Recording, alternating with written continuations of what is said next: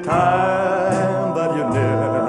All my cares disappear. Darling, you're all that I'm living for. I want you, I need you, I love you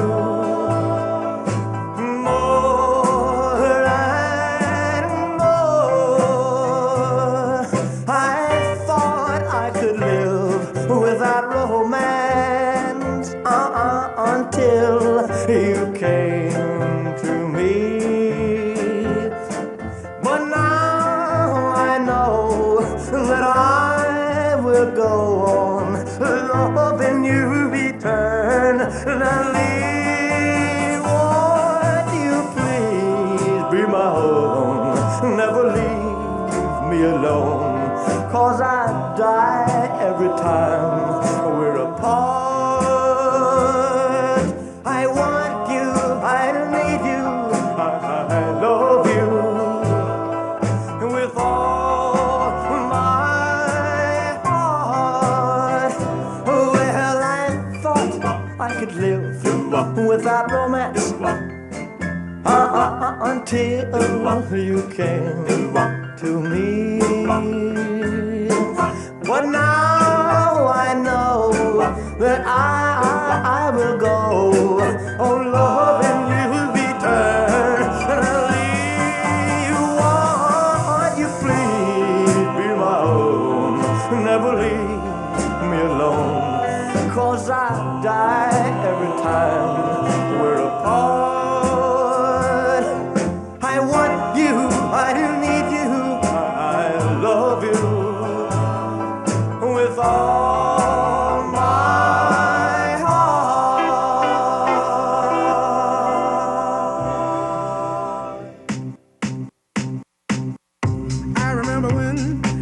I remember when I lost my mind. There was something so pleasant about that place. Even your emotions have an echo in so much space. And when you're out there without care, yeah, I was out of touch. But it wasn't because I didn't know enough. I just knew too much. Does that make me crazy? Does that make me crazy? Does that make me crazy? Possibly.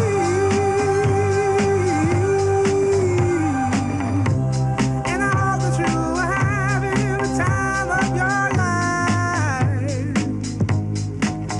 But think twice. That's my only advice. Come on now, who do you think you are? Bless your soul. You really think you're in control? Well, I think you're crazy. I think you're crazy. I think you're crazy. Just like me.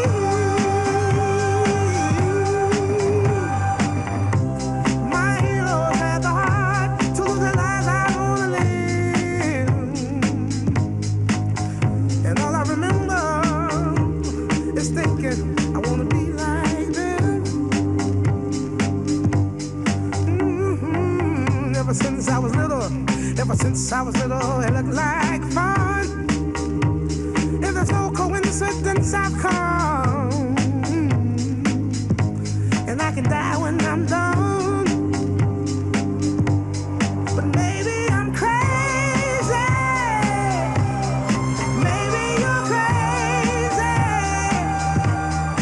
Maybe we're crazy. Probably.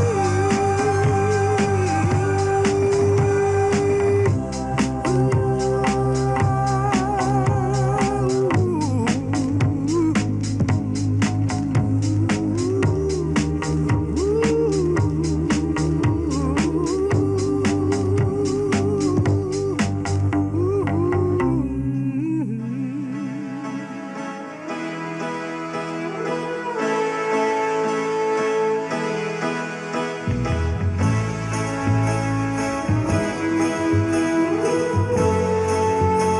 Ladies and gentlemen, please take your seats. The program is about to begin. But long as there are stars above you, you never need to doubt it. I'll make you so sure about it. God only knows what I'd be without you. If you should ever leave me, well, life would still go on, believe me. The world could show nothing to me, so what good would living do me? God only knows what I'd be without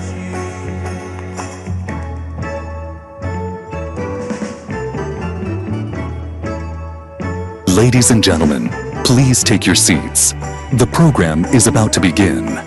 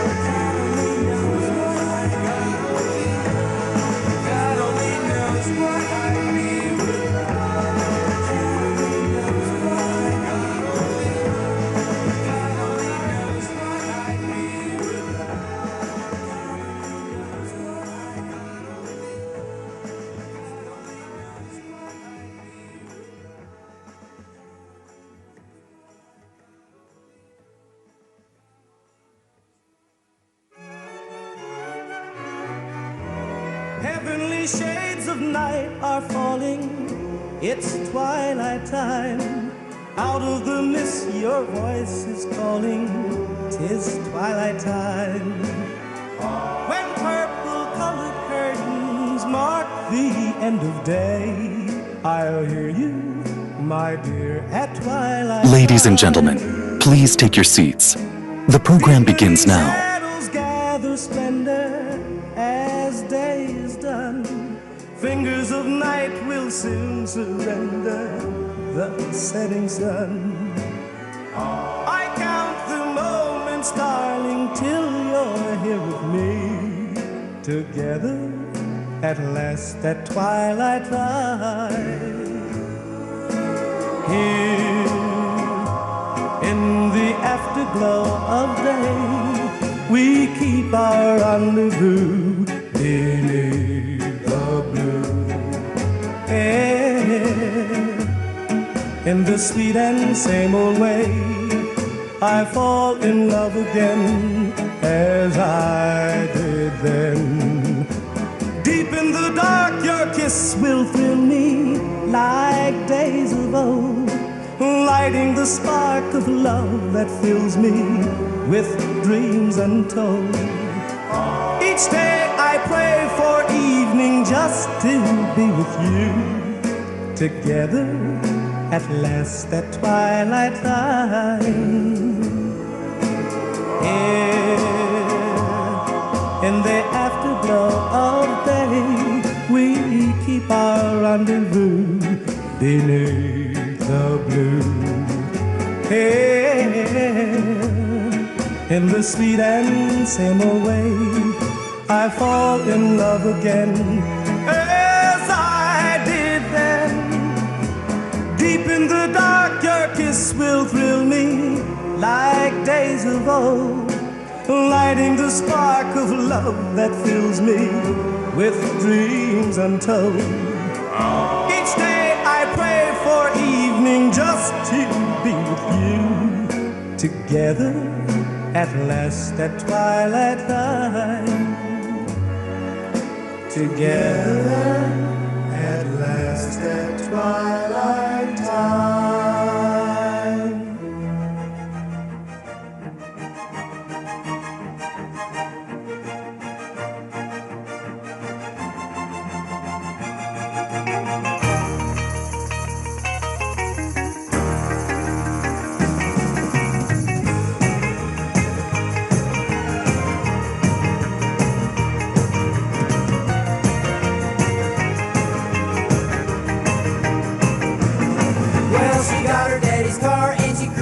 Hamburger stand now. Seems she forgot all about the library like she told her old man now. And with the radio blasting goes cruising just as fast as she can now. And she'll have fun, fun, fun till her daddy takes a T-bird away. Fun, fun, fun till her daddy takes a T-bird away. Can't stand her cause she walks, looks and drives like an ace. You walk like an ace now, you walk like an ace. She makes the Indy 500 look like a Roman chariot race. Like an ace now, you look like an ace. A lot of guys try to catch her but she leads them on a wild goose chase. You drive like an ace now, you drive like an ace. She'll have fun, fun, fun till her daddy takes a T-bird away. Fun, fun, fun till her daddy takes a T-bird away.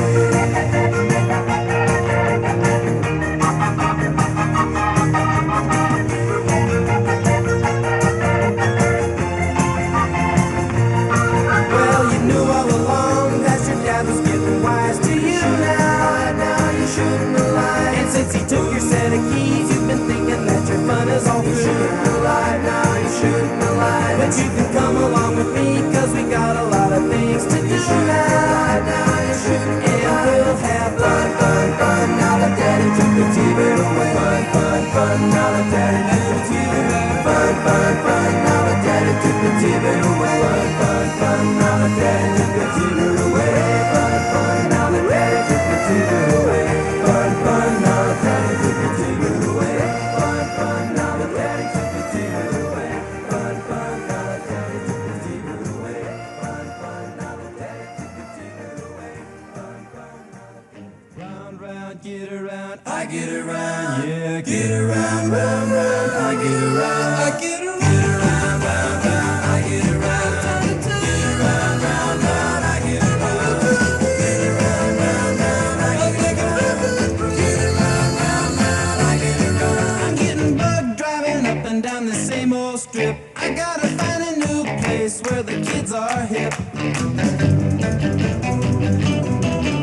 My buddies and me, you're getting real well known. Yeah, the bad guys know us and they leave us alone. I get around, round, round, round, I get around, get around, round, round, I get around, get around, round, round, I get around, get around, round, round, I get around, I get around, get around, round, round.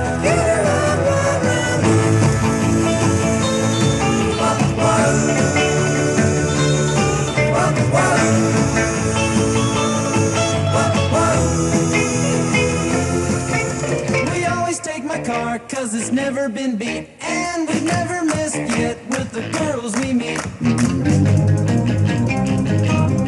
None of the guys go steady cause it wouldn't be right to leave your best girl home on a Saturday night. I get around, round, round, round, I get around, get around, round, round, I get around, get around, round, round, I get around, get around, round, round. Ladies and gentlemen, please welcome to the stage your House Republican leadership team. Speaker Mike Johnson, Majority Leader Steve Scalise, Majority Whip Tom Emmer, and Conference Chairwoman Lisa McLean.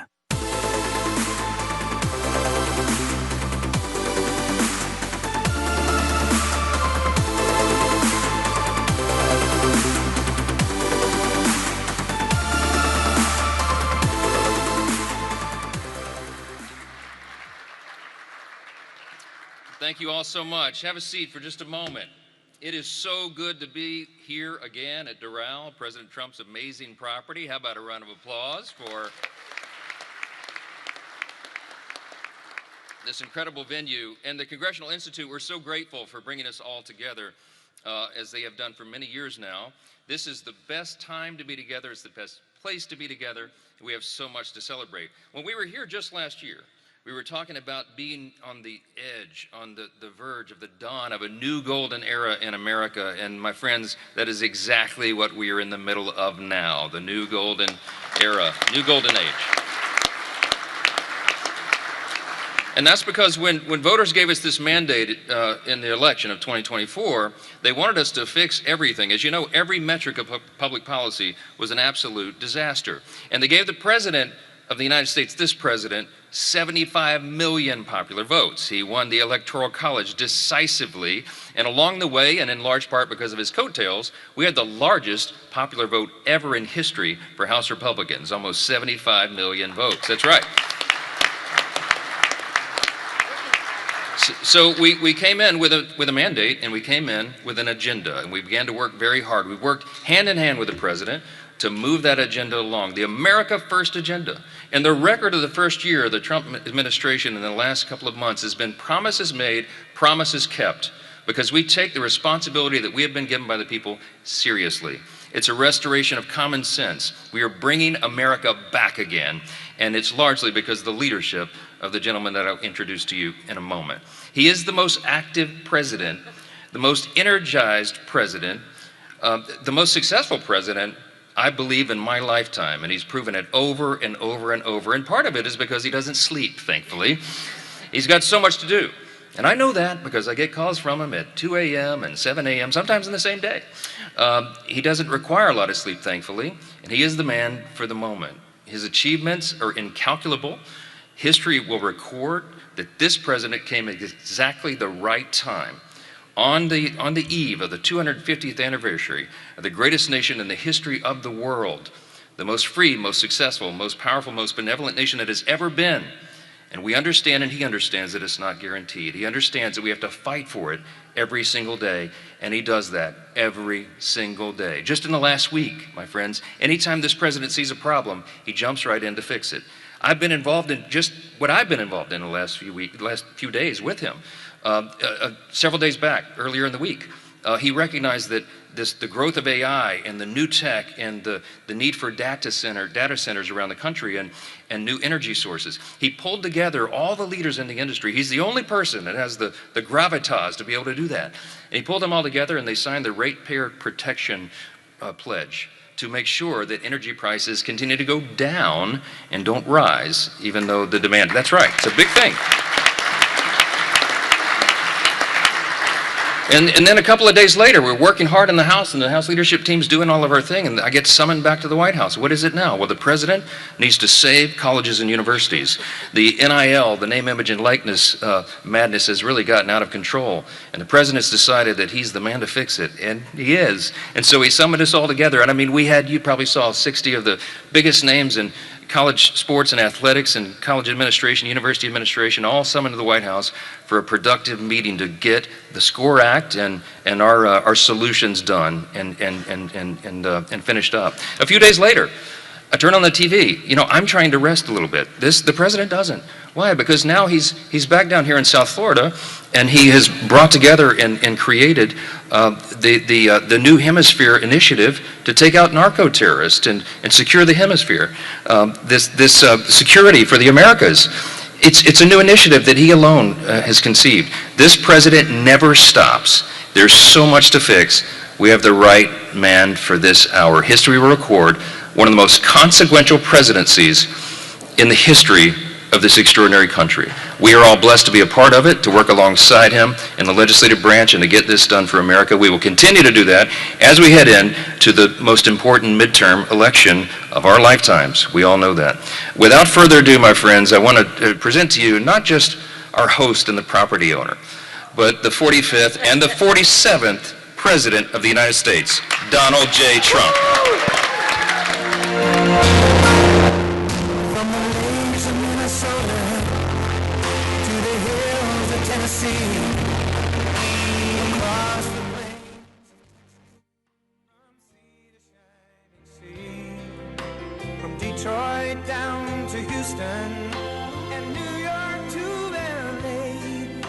There's pride in every American heart, and it's time we stand and say that I'm proud to be an American, where at least I know I'm free. And I won't forget the men who died, who gave that right to me. And I gladly stand up next to you and defend her still today. 'Cause there ain't no doubt I love this land. God bless the USA.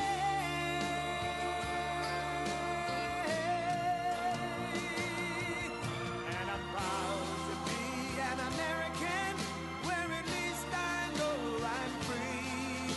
And I won't forget the men who died, who gave that right to me. And I gladly stand up next to you and defend her still today. 'Cause there ain't no doubt I love this land. God bless the USA.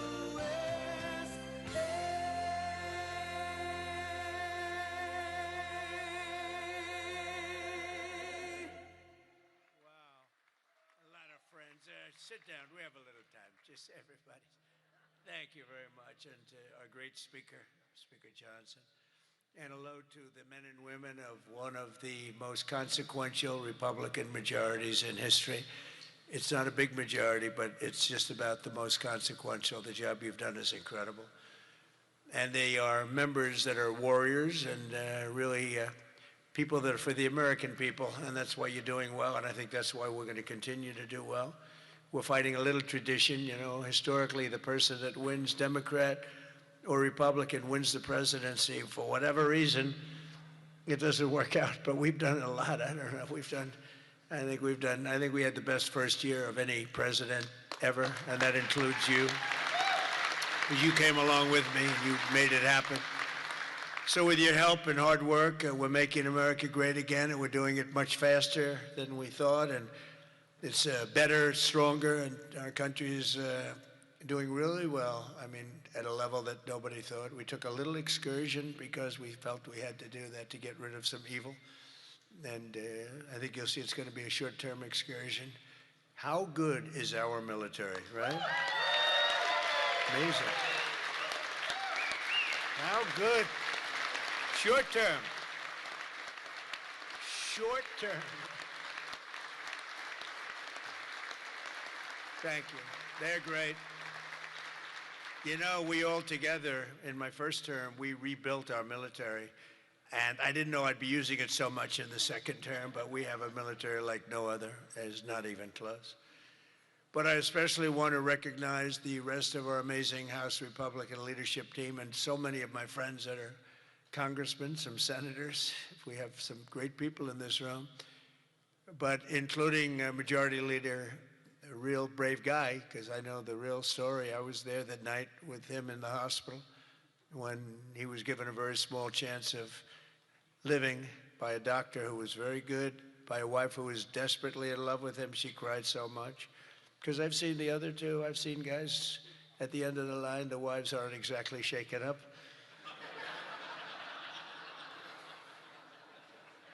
When they don't cry, when they have no tears or any sign of tears, this is not a good sign of a great marriage. But he must have a great marriage, because she was just devastated. She was going to lose her guy. But it worked out that the doctor said more blood was put into him than he's ever seen. He was in big trouble. I looked at him that night and I said goodbye to him, but he made it. He was brave, and look at the way he fought back from so many different things. Steve Scalise. Amazing, right? Yeah, we have another one, Tom Emmer, who I really got to know over the last few years, and I'll tell you, he's a winner. He's a champion with another great wife. We got good wives up in there. Let's say great wife, fine husband. But Tom is just a real champion and a winner, and you have a problem, you go to him, he gets it solved. So thank you very much, Tom. Great job. You've done a great job. And our conference chairwoman is Lisa McLean, and we all know Lisa. Don't get on her wrong side. It can be a very, very bad experience. Thank you very much. Great job, Lisa. Great job.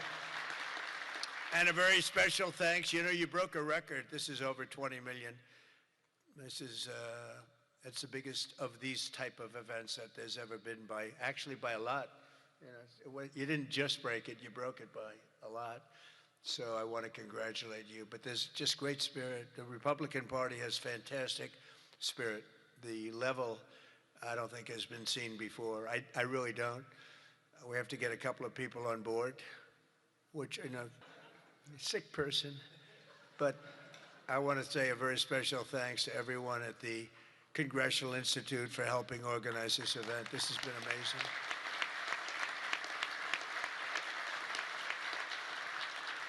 And over the past 9 days, we've been reminded of how vital our Republican majorities are. And it's, you know, it's America's future. We're really fighting because these people, you saw the other night at the State of the Union, you saw these people. They wouldn't stand for a mother who just lost her daughter by having her throat slit from behind. They wouldn't stand for the helicopter pilot who just got the Congressional Medal of Honor for landing safely in Venezuela, a helicopter with a lot of soldiers on that helicopter. And he was able to land it safely, and his leg was practically ripped off.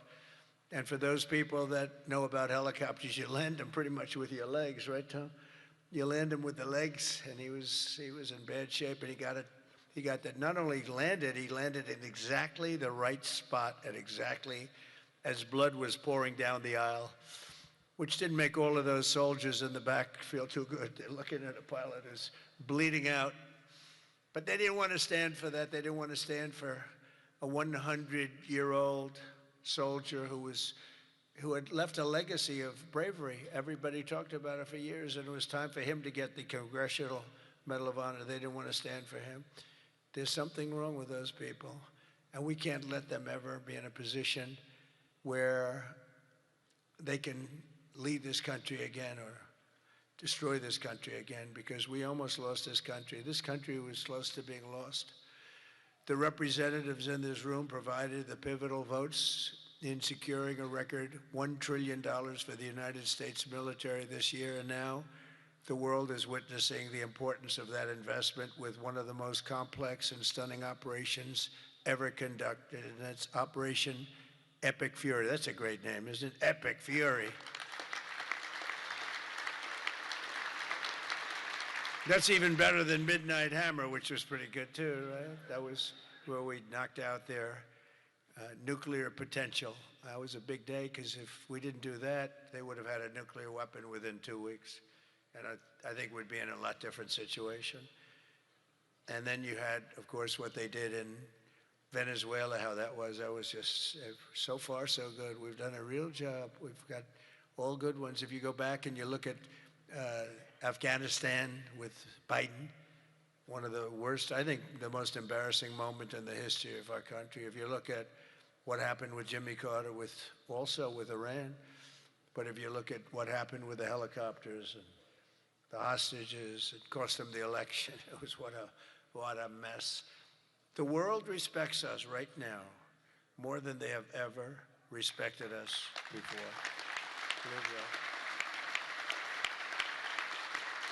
And because of Republicans, you people in Congress, the United States has by far the strongest and most powerful military on the face of the earth. We're the strongest military anywhere in the earth, and now everybody understands it. Together with our Israeli partners, we're crushing the enemy in an overwhelming display of technical skill and military force. Iran's drone and missile capability is being utterly demolished. The Navy is gone. It's all lying at the bottom of the ocean. 46 ships, can you believe it? In fact, I got a little upset with our people. I said, what quality of ship? Excellent, sir. Top of the line. I said, why did we just capture the ship? We could have used it. Why did we sink them? They said, it's more fun to sink them. I said, they like sinking them better. They say it's safer to sink them. I guess it's probably true. But think of it, we knocked out 46, and actually took 3.5 days. Their terrorist leaders are gone or counting down the minutes until they will be gone. Think of it, we had leaders and they're gone. Then we had new leaders and they're gone. And now nobody has any idea who the people are that are going to be the head of the country, and will not relent until the enemy is totally and decisively defeated.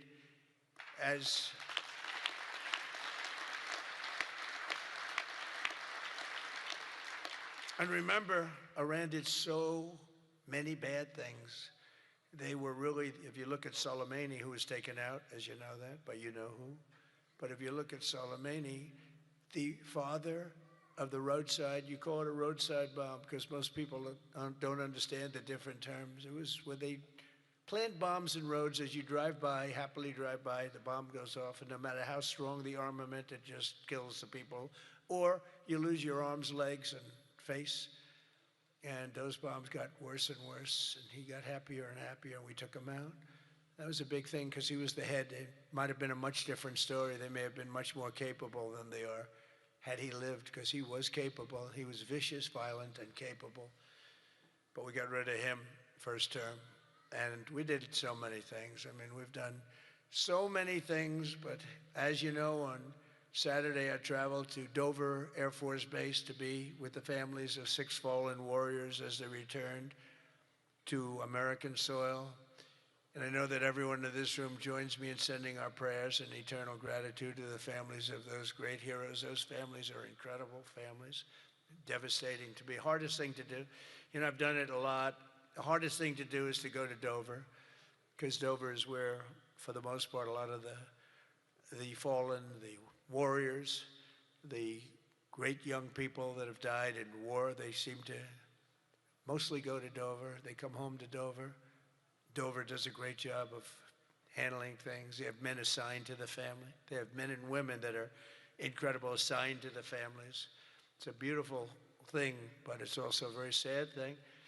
But they all said one thing to me: make sure you win, sir. Make sure you win. They weren't playing games. They want to make sure. They said it. Everybody said it. They were separate, but everybody said the same thing: make sure you win. We will. We've already won in many ways, but we haven't won enough. We go forward more determined than ever to achieve ultimate victory that will end this long-running danger once and for all. 47 years, it should have been done a long time ago.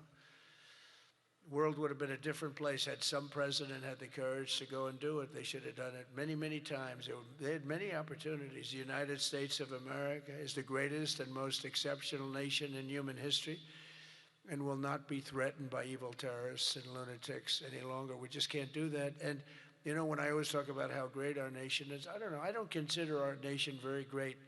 For 4 years under Biden, we were a laughingstock all over the world.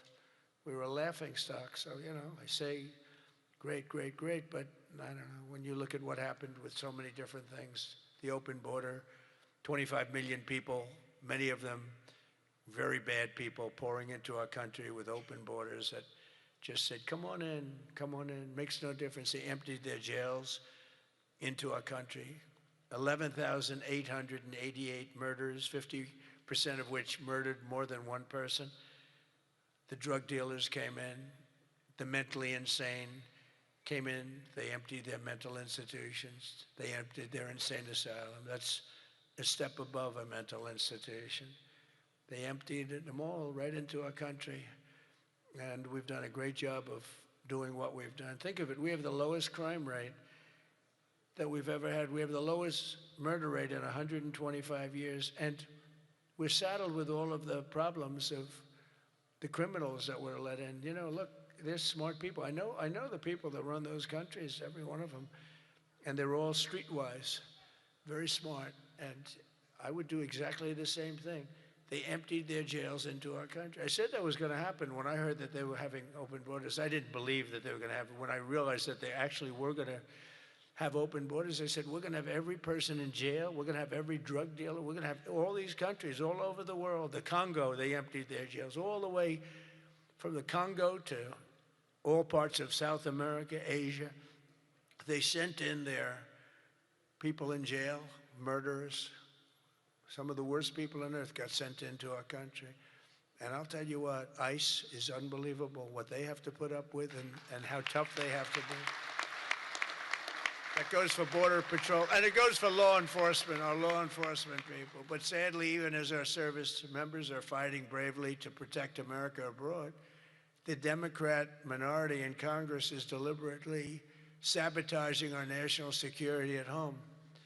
And you're going through it right now, fellas. I mean, you're going through, it's not even believable. You know, we should be very safe right now, especially when we're attacking somebody that's evil, bad intention.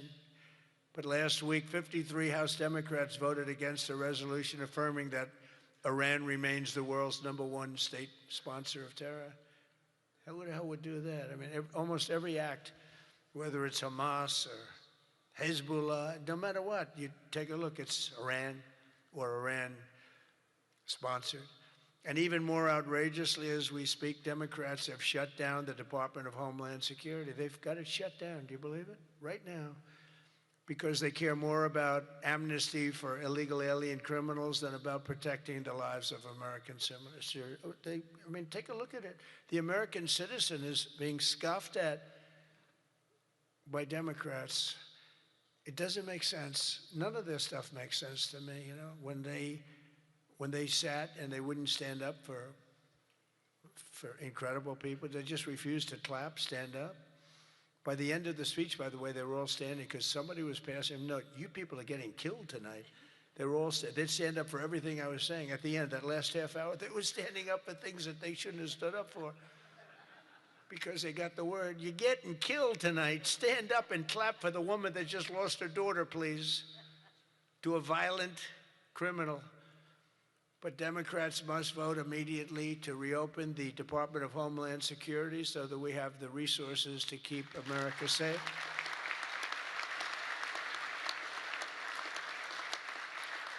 And under our pro-America, pro-worker, pro-family agenda, our country is winning again and America is respected again. And I think we have a country that's as hot as it's ever been, ever before, maybe hotter. And I say it all the time. The king of Saudi Arabia said it to me better than anybody could say it. He said, you know, I get along with him very well, very smart person. He said, you know, a year and a half ago, your country was dead, absolutely dead. We never thought it was coming back. And now you have the hottest country anywhere in the world. It's true. We're the hottest country anywhere in the world, by far. And that's before we showed off our military strength with Venezuela and now with Iran. You know, Iran was supposed to be this big, powerful country. We wrapped the hell out of them. And, you know, I don't know when they cry uncle, but they should have cried it 2 days ago, right? But they don't have anything left. In our country, inflation is plummeting. Incomes are rising. The economy is surging. Our border is the most secure at any time in American history. And the murder rate is the lowest in 125 years. That's before my father was born. My father was born 6 years later than that. I don't know if he'd like me to say that. Never liked to talk about his age. He said, don't talk about that. But think about 125 years ago, 1900, the year 1900. The stock market has set 53 all-time record highs since the election. And it's going to go a lot higher as soon as we get rid of this stuff that we're doing right now, that we really had no choice. I mean, I think I asked people, I said, would you rather do this or would you rather go along nice and smoothly, but eventually have a catastrophe the likes of which perhaps the world has never seen? And just about everybody says, except for lunatics, said, no, you had to get it done. Should have been done a long time ago. The average 401k is up almost $35,000. Think of that. It's at the best they've ever done. And I think you're going to see some real numbers when this gets, because this was always a dark cloud hanging over not only Israel, which was going to get wiped out. You know, if we didn't do that B-2 attack, Israel would have been wiped out. They would have had a nuclear weapon within 2 weeks after that. And even now, I think they were looking to take over the Middle East because when you look, and we have pretty good proof, all of those missiles that were so stupidly aimed at Qatar, Saudi Arabia, UAE, they were all aimed, and others, at countries that were sort of like, leave us alone. They were all right. They were sort of neutral, but they weren't doing it. All of a sudden, they're getting hit with missiles.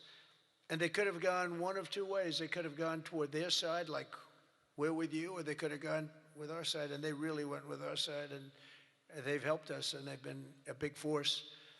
But they got hit. But they were going to be hit with us. Had we not done the B-2 raid, and have we not done this one where we said, nope, it's time to go in, we have to go in, have no choice. Number one, if we didn't go in, they would have come in after us, because I see the Democrats trying to justify it, and they're failing because the voter on the street is saying, you got to be kidding. But I see where they're going, where they're always saying, no, there was no reason. Well, I'll give you the best reason of all. Within a week, they were going to attack us 100%. They were ready. They had all these missiles, far more than anyone thought, and they were going to attack us. But they were going to attack all of the Middle East and Israel, and if they had a nuclear weapon, they would have used it on Israel. And this was going to be a major attack. And they had all of those missile sites and all those launchers that we got rid of, about 80% of them right now, by the way. Got rid of most of the, see, it's died down to a trickle. There are very few launchers left. What our military has done is amazing. They wiped out almost 20%, maybe 22, 23%, but the rest are going very quickly. And the missiles have been largely knocked out. The drones have been knocked down, and we're hitting where they make the drones. We know them all, and we're knocking the hell out of that now where they manufacture the drones. A lot of work, a lot of brilliant work, but we're going to have a much safer world as soon as it's finished, and it's going to be finished pretty quickly. With the help of our House Republican majority, we passed the largest tax cuts in American history, and we have to be talking about it. And with the great, big, beautiful bill, we delivered no tax on tips, no tax on overtime, and no tax on Social Security for our great seniors. And we did something else which is great that nobody ever talks about, Tom, and we have to talk about it.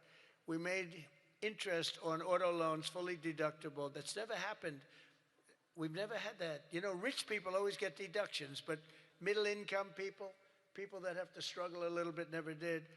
But now they can deduct the interest paid against their taxes. We have one little proviso, and I put this on, it's very important. Only if the car is made in America, all right? That's going to have a huge impact. That's going to have a huge impact. We passed the Trump accounts to give every child in America a head start on the American dream, and that's so good. It was, I'll tell you, the Dell family, Dell computer, put up $6,250,000,000. Think of it. He started with very little, nothing, very, very little. Started making computers on his bed, and he said, yeah, people started liking them better than the ones from the store. And he never stopped. And he can write a check for $6,250,000,000. He said, and his incredible wife, Susan, they said that's the best thing they've ever done. He's so proud. He's going to do it again. Going to do more. And we have a lot of other people. A lot of very rich people are doing it. A lot of people that aren't so rich are doing it. They're doing it for their kids, but it's turning out. So a young child turns 18 or 21, and all of a sudden they have $100,000 in the bank. What a difference that is between having that and having nothing. And it could be more than that. It could be a lot more, depending on what happens with the world. And we passed 100% expensing and bonus depreciation on all new equipment, factory construction and investments, and that's what made our first term. We had the greatest economy in the history of our country in the first term, and this one's going to blow it away. Again, we had a little pause, but it's not a very big pause. With your help, we also passed the largest regulation cuts in American history, ending the Green New Scam, one of the greatest scams in history, and massively increasing production of American oil, natural gas, and clean, beautiful coal. We brought coal back. You're not allowed to say coal without clean, beautiful. Got to be clean, beautiful. China uses coal. They're building about 65 massive coal plants right now. But China, great respect for China, but they make all the windmills, right? The only thing they don't do is use the windmills. They make them. But try finding wind farms in China. There aren't too many of them. In my State of the Union address, I laid out an ambitious agenda that should be our roadmap this year, and It's starting with lowering the cost of living. You know, they gave us a mess. We inherited a mess, an absolute mess. And the mess was many things. They were bad with our military. They were bad with everything. I mean, I said, name one thing that they did right. They can't name one thing. But they also gave us very high prices. And then they said the word affordability. That's the first time I ever heard it. They said affordability. My first day in office, they said affordability. They're the ones that caused the problem, but we're really bringing down prices big. Do you notice you don't hear that word anymore, Mike? They don't say it anymore because we've brought down prices so much. So our message is simple. Democrats created the high prices, and our policies are totally ending them, and they're ended, and we're doing better. We're even bringing them down further. They'll be way down, and we're bringing, you know, if you go back into the last period, I would say, I think it's 2.5 months, 1.7% inflation. 3 months, 1.45% inflation. Think of that. Whereas they had the highest inflation in the history, the single highest inflation in the history of our country. Now, you know, I always say this. They say 48 years because I don't want the fake news to get me on this. They say it wasn't history, it was 48 years, that the inflation was the highest in 48 years. But I don't know, in some ways 48 years sounds even worse because it's very specific. Yeah. But they had the highest inflation probably in history, but in 48 years, we inherited that. One of the first targets must be the crushing healthcare. We have to crush and take over the healthcare situation, which we can do. For the first time, we can do it since the passage of the Unaffordable Care Act. Big insurance companies have gotten rich. They've made money like practically no other companies have made, with our government giving them hundreds of billions of dollars, and their stock prices soaring to up to 1,700%, 1,000%, 1,200%, 1,600%, and even 1,700%. The government gave them essentially trillions of dollars. And I want that money to be paid to the person, not to the insurance company, and let them go out and buy their own health care. And people love it. People love it. You'll get better health care at a much lower cost, and they'll be sort of part of the system. But the money we spend is so much. We spend numbers that nobody could even believe. But the health care companies, because the Democrats are owned by the insurance companies, remember that. And so they have a problem. That's why it's hard to get it fixed, because they are totally owned and controlled by the healthcare, by the insurance companies. Healthcare insurance, but the insurance companies themselves. So when you want to do something that's good for the people but bad for the insurance companies, it's very, very hard for them to go in a different way. Now, Republicans never do that kind of thing, right? You're owned by nobody, right? Nobody. See, a young girl up here say, yes. Some of them are a little bit shaky, but they're Republicans. We love them. We love them anyway, right, Mike? But they are owned by those big, powerful insurance companies that are making a fortune, and it's hard to get them to do the right thing. They know what the right thing is. So we want the money to be paid directly to the people and let the people go out and buy their own health care, and people love it. They love it. We can own the issue. For the first time ever, Republicans can own that issue. I'm also asking you to take swift action to codify my most favored nation policy on drug prices, the biggest. That alone should win the midterms. We have, and I tell this story all the time, my first term, third year, I actually had a slight, it was 1/4% decline in drug prices. First time in 28 years. I was so proud. I went home, told our great First Lady, who's now a movie star, I got the biggest, can you believe this? That movie was hot, and it is hot. She became a movie star. It was a good movie. But I went home and I said, you know, it's amazing. We do so well, we work so hard. This issue is the single biggest issue. Okay.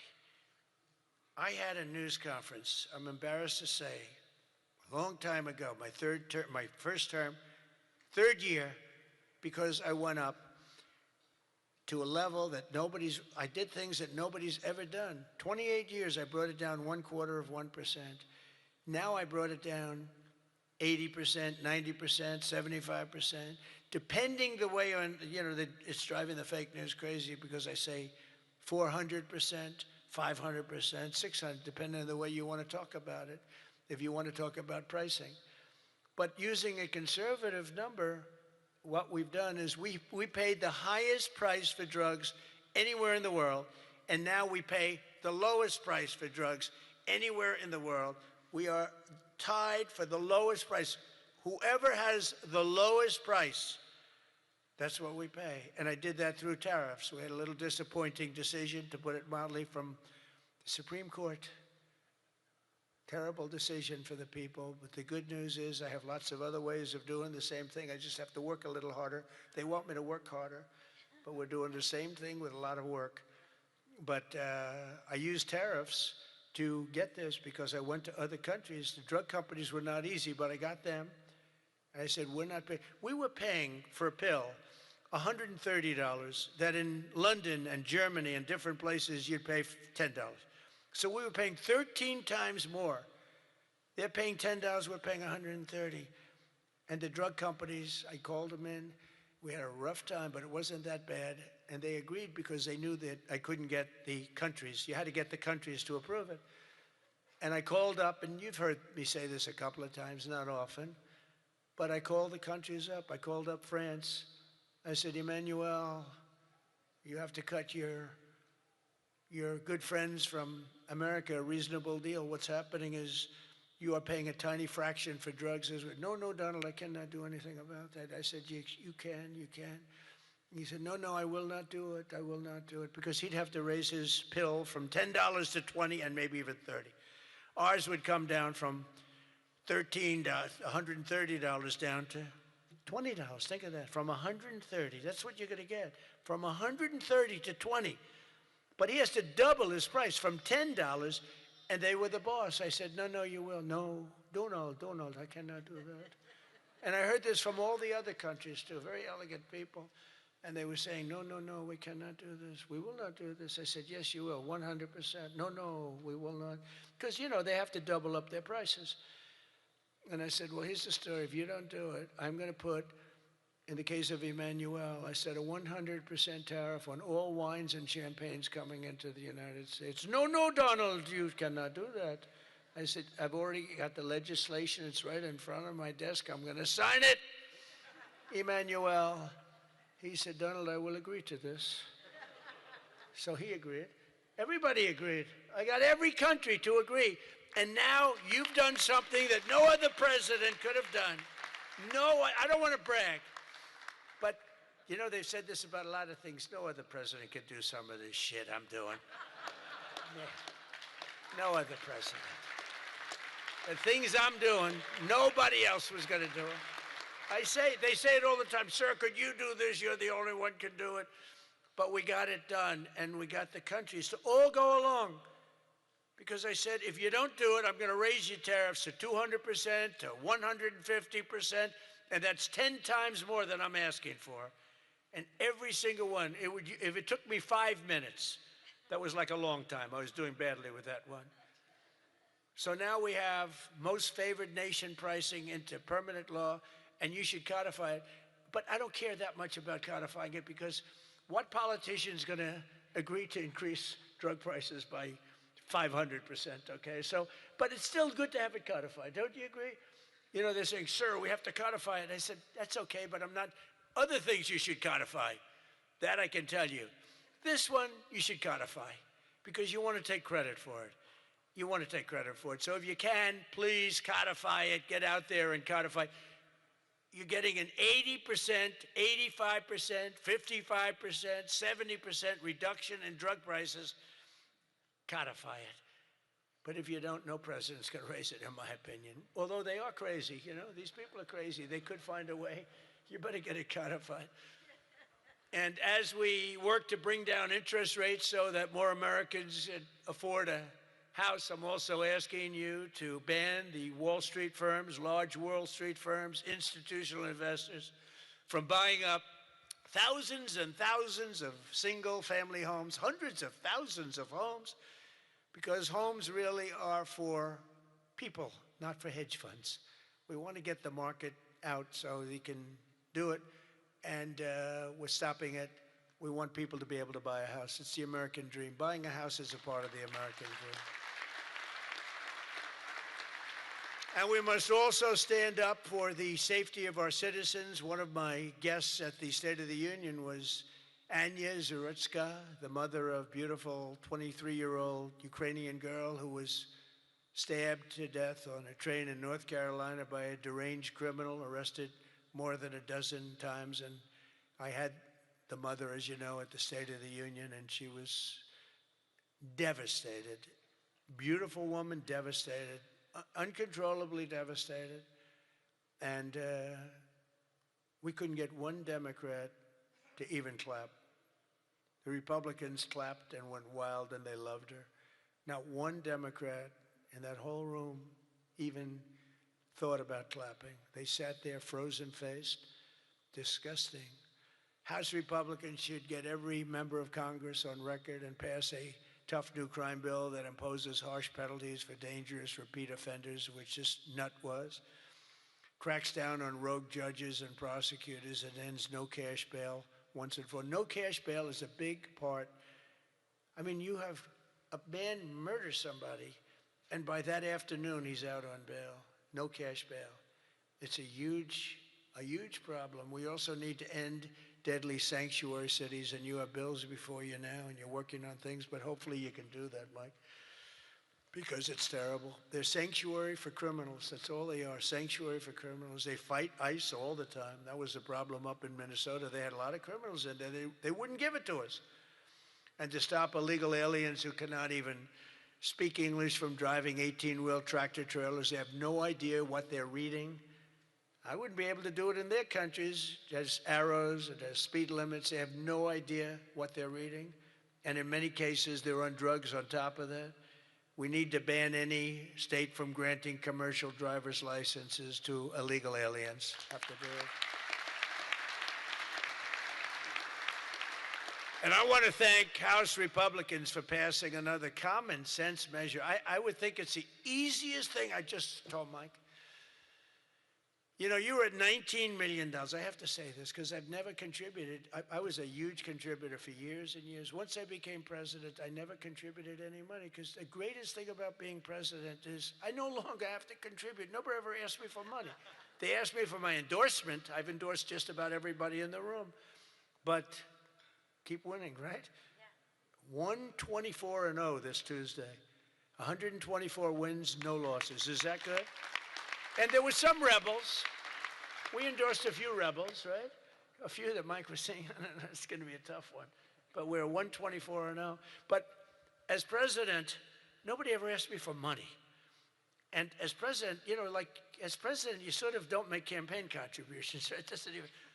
But I heard you were at $19 million today. I said, has that ever been done? No, sir, it's a record, but 20 would sound better, right, Mike? Yes.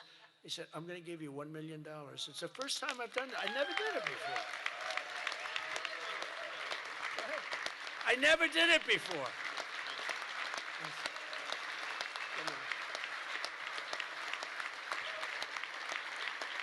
I never did it before. Now I'll be hit up by every political group, every Republican running. Sir, can I have some, give me a little cash.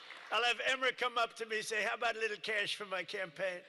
I will no longer have the excuse that as president, anyway, no, but we had to hit the 20, right? We had to hit the 20. That was a hell of a thing. You beat it by a lot. You beat the record, the previous record by a lot. But I want to thank House Republicans for passing another common sense measure, to me, the easiest of all, the Save America Act, to protect our sacred American. Look at this.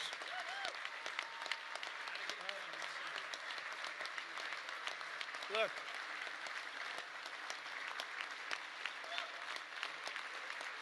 It's the easiest thing we have. I can't, it's the easiest thing we have. Now, the problem is you call it the SAVE Act, and nobody knew what the hell the SAVE Act. Have you been seeing, I've been working overtime the last month. It's called the capital of the Save America Act. And I saw Schumer yesterday, we will stop Save America. He's getting killed. They can't do it. And then the things within the Save America are so good. But just the title. So we had that with MAGA. Greatest name of all time. Make America Great Again. MAGA. It just worked.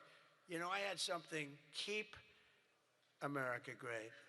It was good, but it didn't have that MAGA. You know, there was nothing you could see. I had CAG. And CAG, I said, you know, no longer, that's not good. But MAGA is great, and we'll always respect MAGA. We love MAGA. We're never going to let you down with MAGA.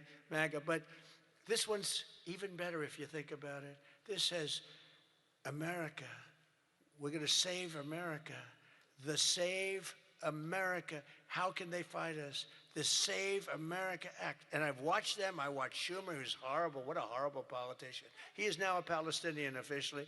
He is registered as a Palestinian. He's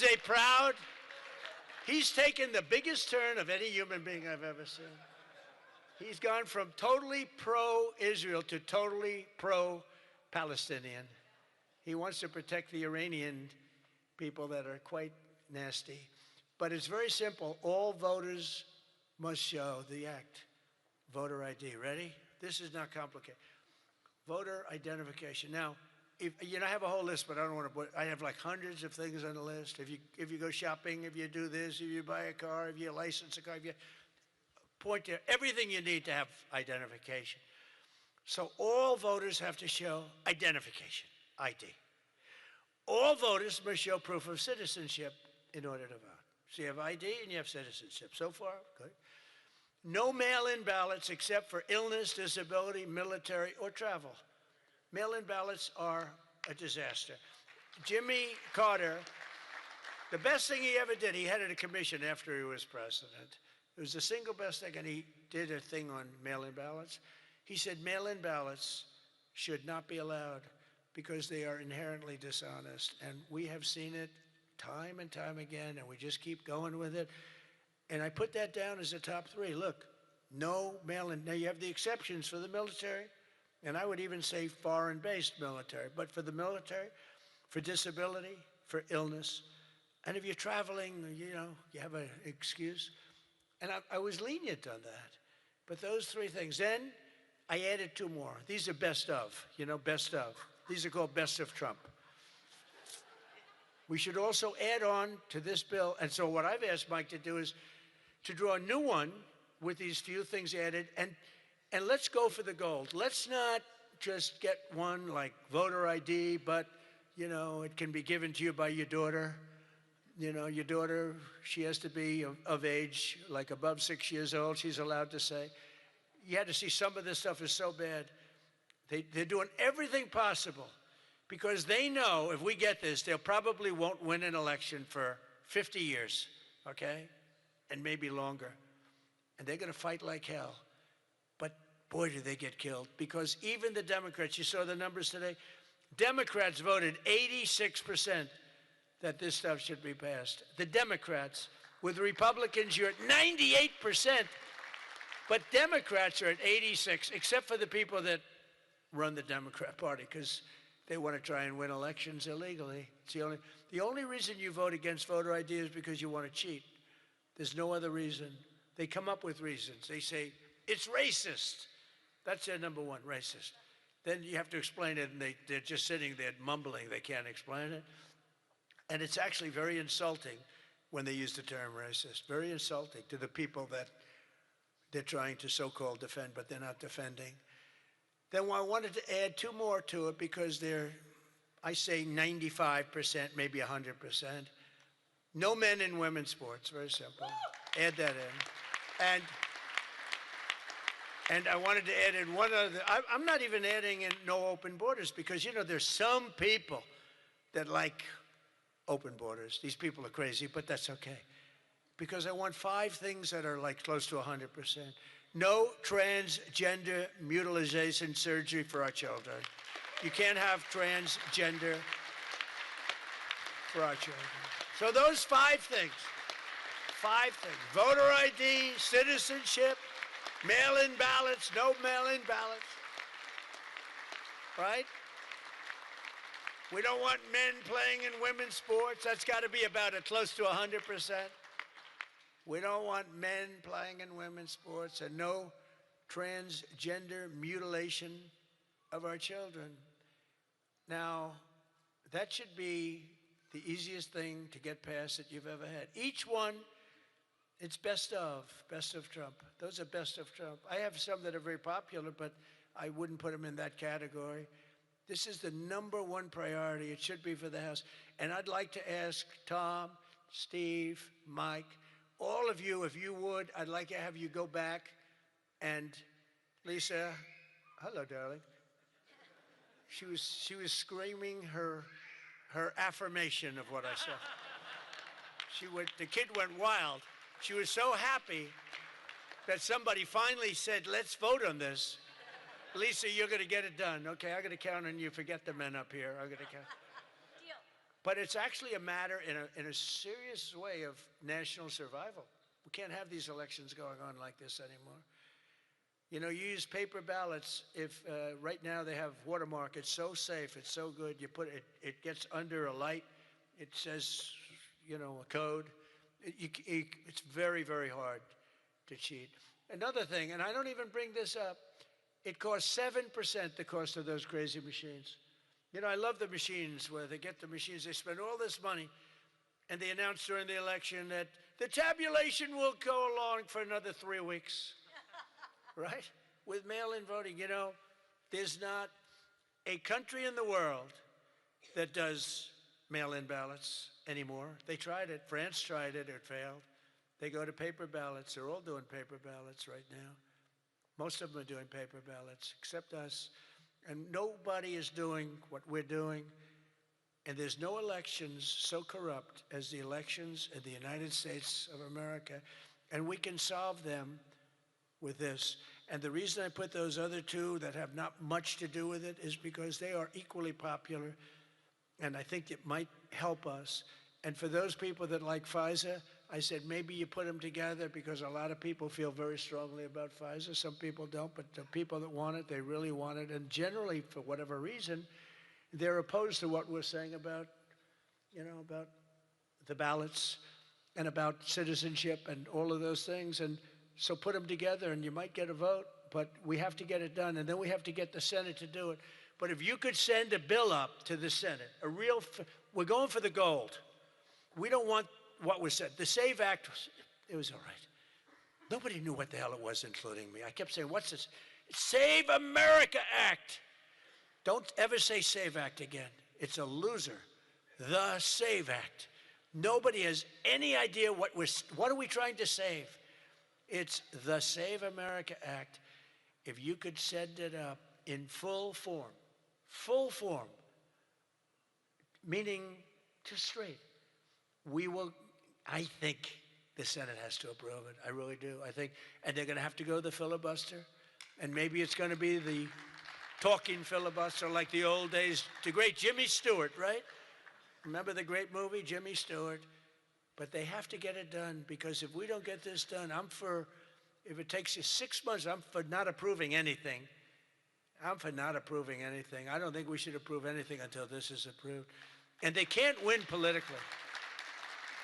Look, you have them in a corner, and they're listening to every word I'm saying, it doesn't matter, because they can't win it politically. Because when they say, we don't want voter identification, we don't want proof of citizenship, all these things are just losers for them. And they won't be able to withstand it.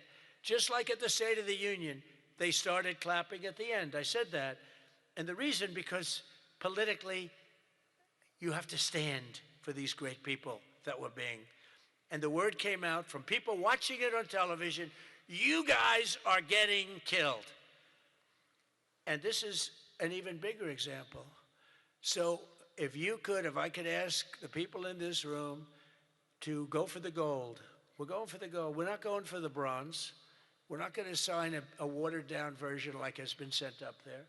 Let's go for the gold, and let's just not accept anything else. I'll tell you what, I'm willing to just sort of say I'm not going to sign anything until this is approved. I really am. That's how bad it is.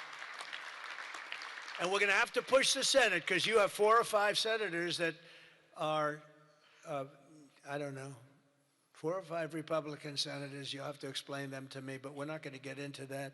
But we're going to push them to get it done because I don't think you can politically exist if you're not going to do voter ID and these things. I don't think the people in this country will stand for it. So I'm making my biggest plea tonight. It'll make you, and I'm not doing it for this reason at all. It'll guarantee the midterms. It'll guarantee the midterms. If you don't get it, big trouble, my opinion. If you get this, your midterms, and they know it. For 2 reasons. Number 1, they won't be able to cheat.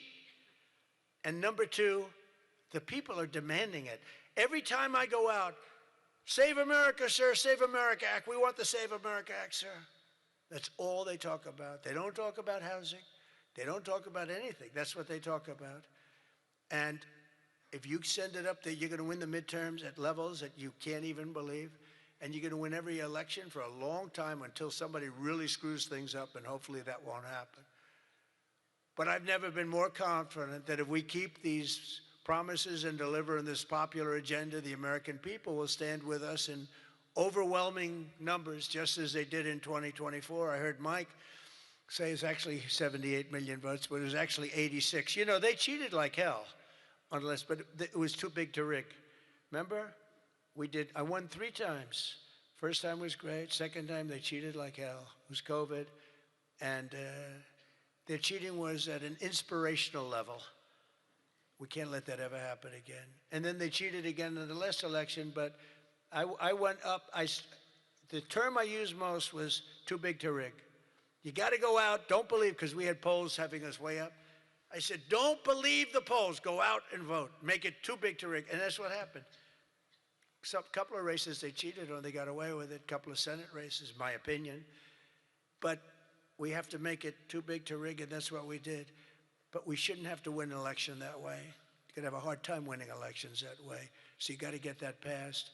And if we fight, we will win, and we will make our country safer and stronger and richer and greater than it ever has been before. And I want to say, very importantly, because they would like you not to say this, because this is a terrible thing in their opinion to say, God bless you and God bless America. Thank you very much, everybody. Thank you very much.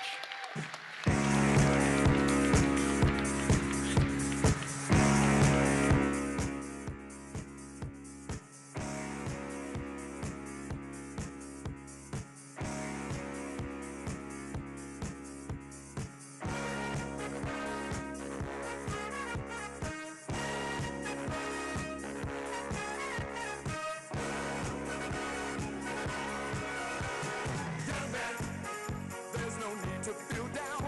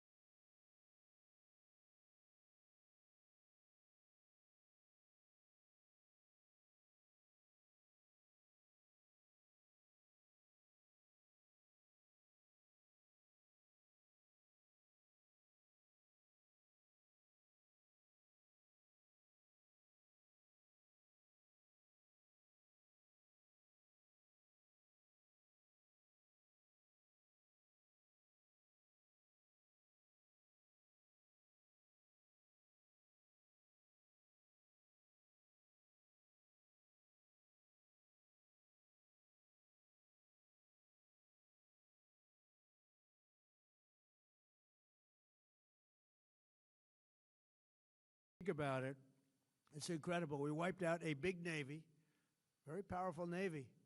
You know, these were ships, these were serious ships. These were ships that you buy when you want to win battles. They're all on the bottom floor. The sailors are all running off their ships. They refuse to get on the ships.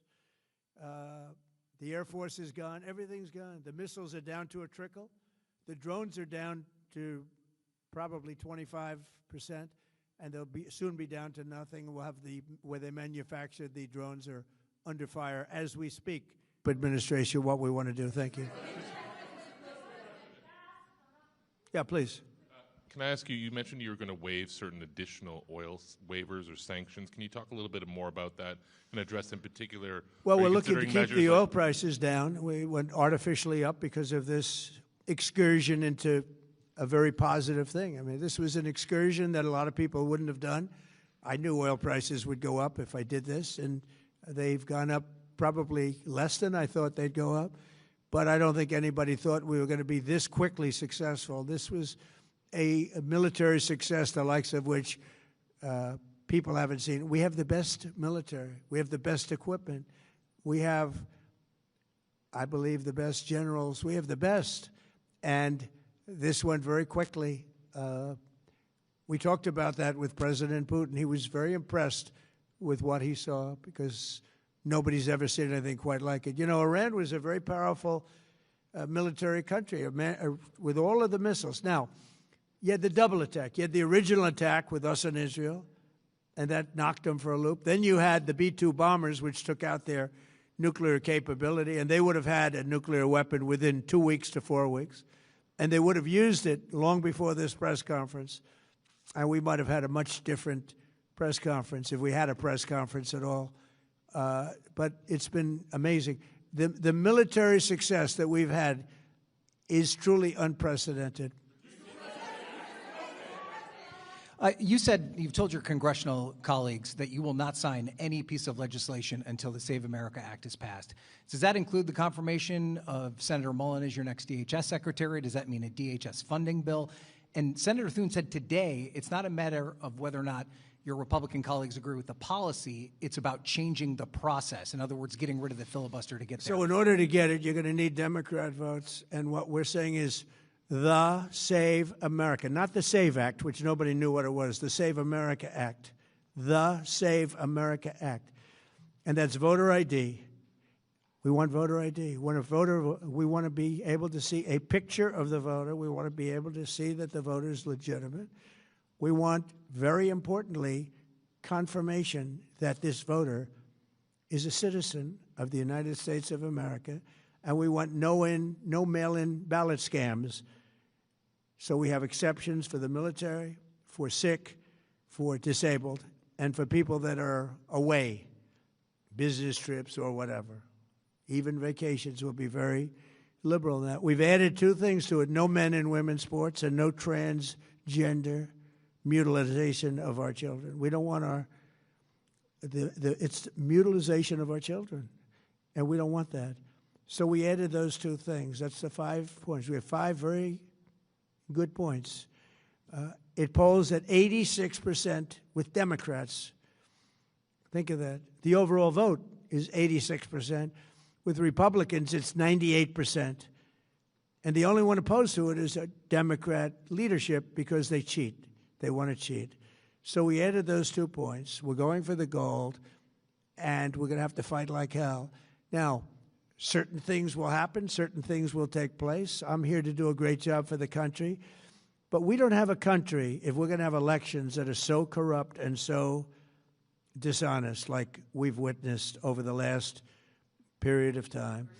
You know, as an example, virtually nobody has a system of mail-in ballots like we have. No other country in the world. France went away from it. They all went, you know why? Because it's corrupt. And Jimmy Carter, when he had a commission, frankly, I think it's probably the best thing Jimmy Carter did. He said, you can't have mail-in voting because it's inherently dishonest. And it's turned out to be totally dishonest, so we're going to fight for it. Yeah. Activated any sleeper cells inside the U.S. There's reports that they have press that trigger button to activate those cells, at least abroad? Well, they've been trying for a long time. We've been very much on top of it.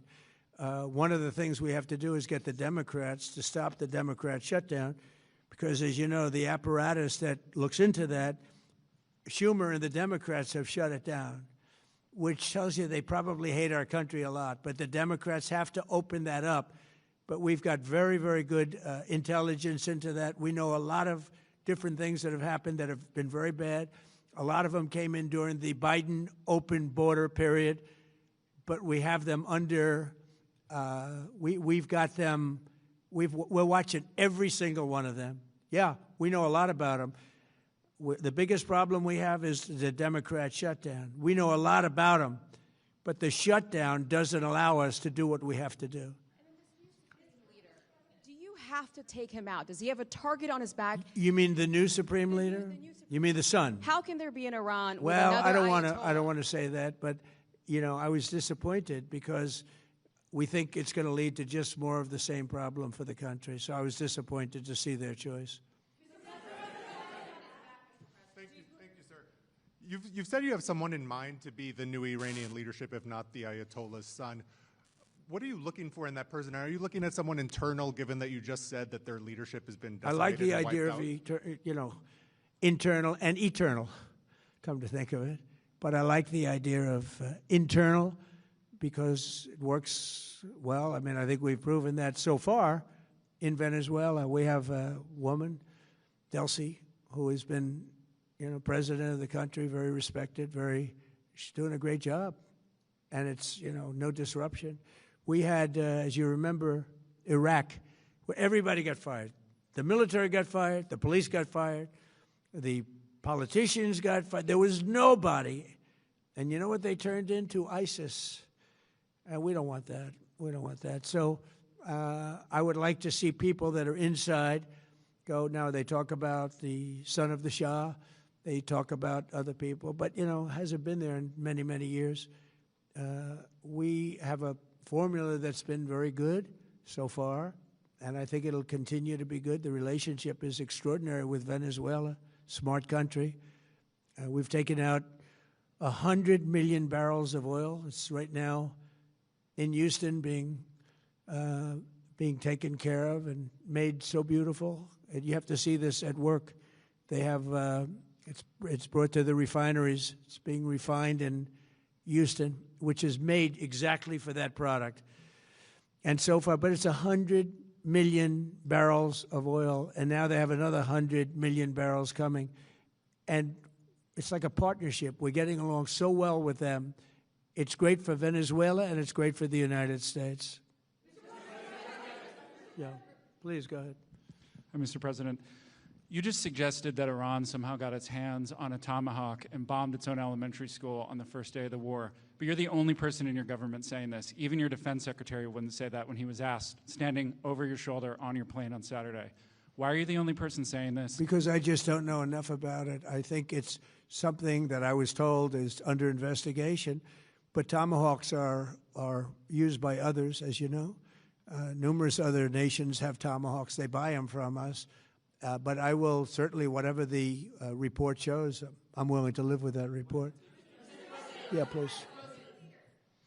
You said earlier that we've already won in many ways, but we haven't won enough. What do you consider enough? What's your baseline? Where they're not going to be starting the following day to develop a nuclear weapon. Where they'll look at that man and some other people from the administration and say, all right, we're not going to do it. They were not willing to say that. And when Steve called up and he said that to me, I said, well, here we go. Let's do it the hard way. But the hard way, I think, is probably the easy way. When basically I can see that they will no longer have any capacity whatsoever for a very long period of time of developing weaponry that could be used against the United States, Israel, or any of our allies. We have great allies in the Middle East, great countries that are allies. And they were staying out of it until they got hit. Someday they'll have to do a story. Why did he do that? Why did they do that? But they were going to hit them. If I didn't hit them first, they were going to hit our allies first. I believe, upon information and belief, But I believe that he was going to, they were going to take over the Middle East. They were looking to take over the Middle East. Now, had Operation Midnight Hammer not taken place, that was definite, because they would have had a nuclear weapon within a matter of weeks. But that took place. That was a setback. But look at the number of missiles they were able to buy and make over the last 6 months. And those missiles were aimed at various countries. And when you look at over 1,000 missiles shot at like UAE, they were looking to take over the Middle East. We got there first. We're lucky. I'll tell you what, the Middle East and those countries, very rich countries, are very lucky that I was president instead of somebody else.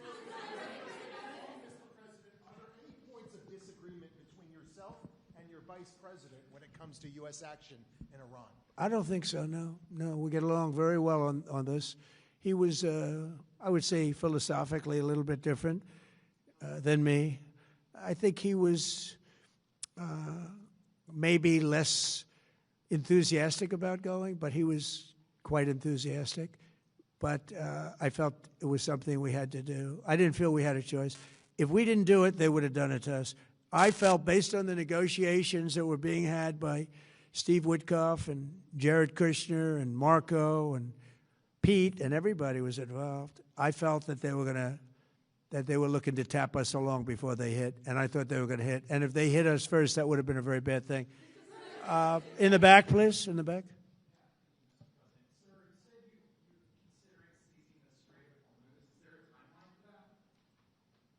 About the Strait, you mean? Yeah, well, I want to keep it open. I want to keep it good. You know, it doesn't pertain to us so much as it does to China. We're really helping China here and other countries because they get a lot of their energy from the Straits. But, hey, look, we have a good relationship with China. It's my honor to do it. Yeah.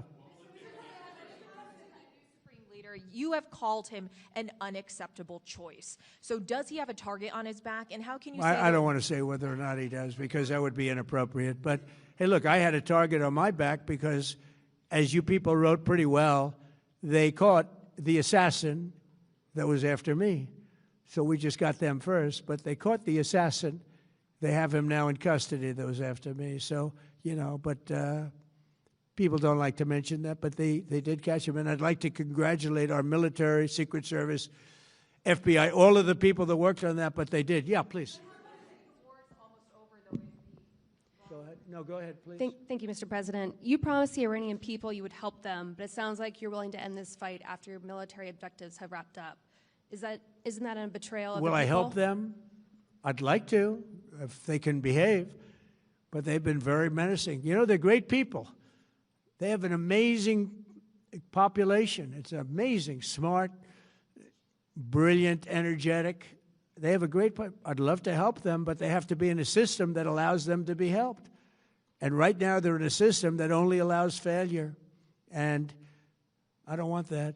And I want a system that's not going to be attacking us. We want a system that can lead to many years of peace.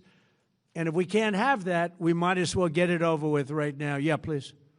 President, as of today, there have been 8 U.S. military fatalities associated with the war in Iran. How many American deaths are you willing to have in this war? Well, as I said before, when you have conflicts like this, you always have death. And I was at Dover yesterday. I met the parents, and they were unbelievable people. They were unbelievable people, but they all had one thing in common. They said to me one thing, every single one, finish the job, sir. Please finish the job. And I'll leave you at that. Thank you very much, everybody. Thank you.